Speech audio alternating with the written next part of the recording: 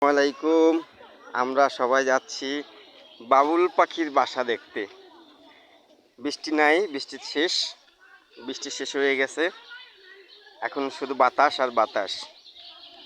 আপনারা সবাই দেখেন বাবুল পাখির বাসা, কত সুন্দর বাসা। চলো আর একটু সামনে আগাও।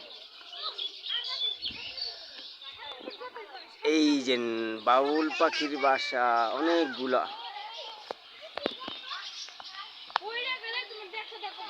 অনেকগুলা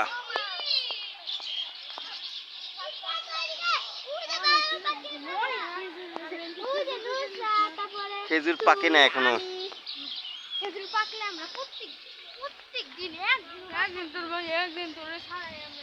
এই গাছটা অনেকগুলা বাবুল পাখির বাসা।